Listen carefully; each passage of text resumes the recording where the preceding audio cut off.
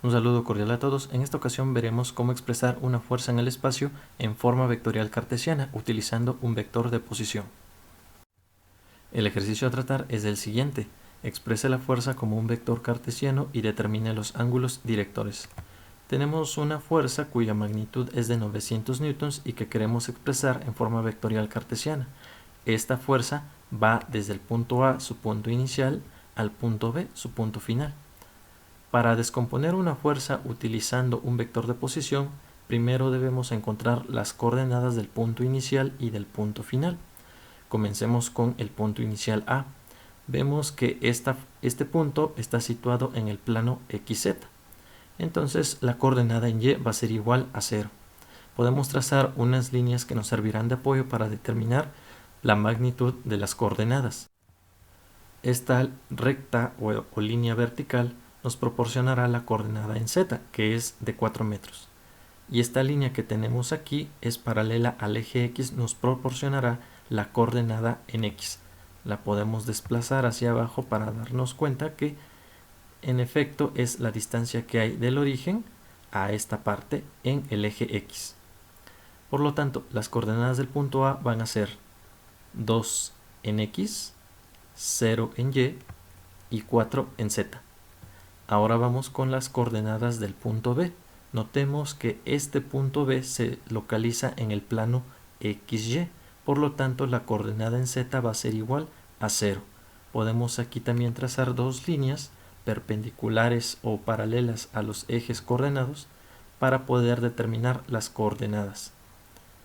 Esta recta que tenemos aquí es paralela al eje X, así que la distancia o longitud de esta recta me va a proporcionar la coordenada en X, en este caso menos 2, ya que está atrás del plano YZ.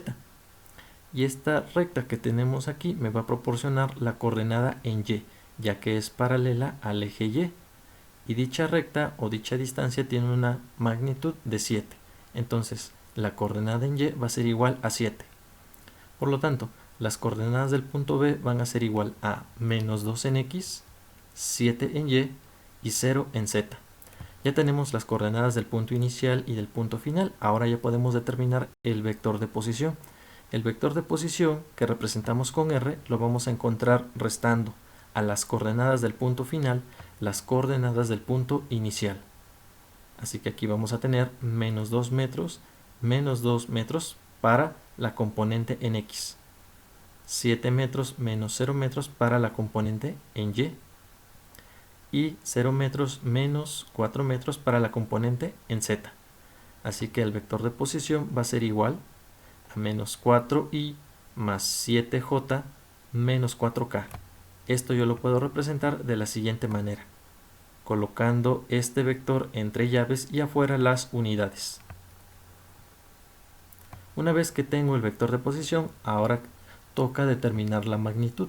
Recordemos que la magnitud de un vector va a ser igual a la raíz cuadrada de la suma del cuadrado de sus componentes.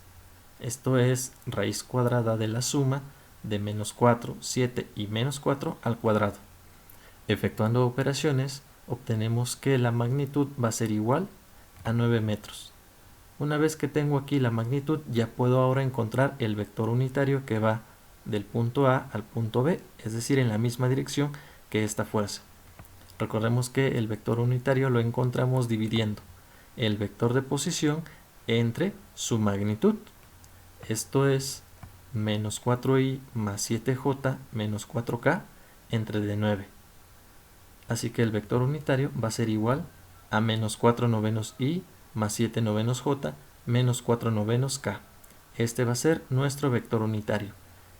Una vez que tenemos el vector unitario, ya podemos descomponer la fuerza o expresarla en forma vectorial cartesiana. El vector F, o la fuerza que va del punto A al punto B, va a ser igual a su magnitud multiplicada por el vector unitario. Esto es 900 por menos 4 novenos i más 7 novenos j menos 4 novenos k. Aquí, para desarrollar la multiplicación, podemos primero multiplicar 900 por el numerador y el resultado dividirlo entre el denominador.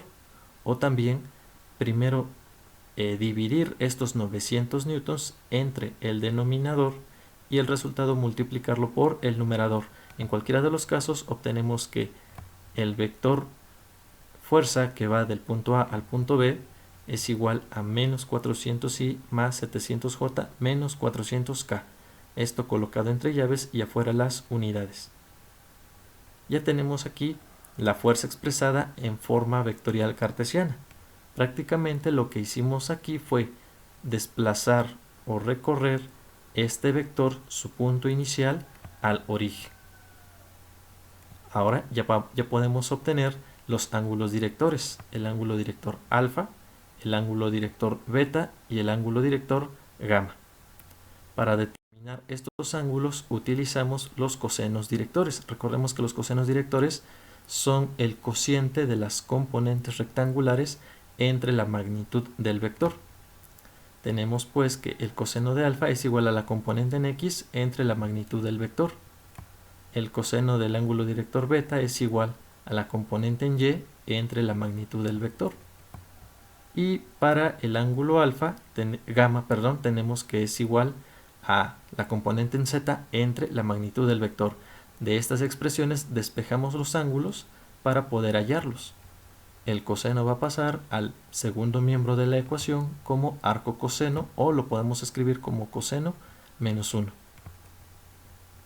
Sustituimos en estas expresiones las componentes que ya hemos encontrado hace un momento y la magnitud del vector f, que es 900 newtons. Así que el ángulo director alfa va a ser igual al arco coseno de menos 400 entre 900. Así que el ángulo alfa es igual a 116.38 grados. De la misma manera, para los otros ángulos vamos a tener que el ángulo director beta es igual al arco coseno de 700 entre 900, lo que da un valor de 38.94 grados. Y para el ángulo director gamma, esto lo vamos a obtener obteniendo el arco coseno de menos 400 entre 900, lo que nos da un ángulo igual a 116.38 grados. De esta manera es como obtenemos los ángulos directores una vez que conocemos las componentes del vector y su magnitud. ¿Alguna duda, pregunta o comentario? Si lo hay, no duden en escribir y les responderé a la brevedad posible. Muchas gracias por su atención.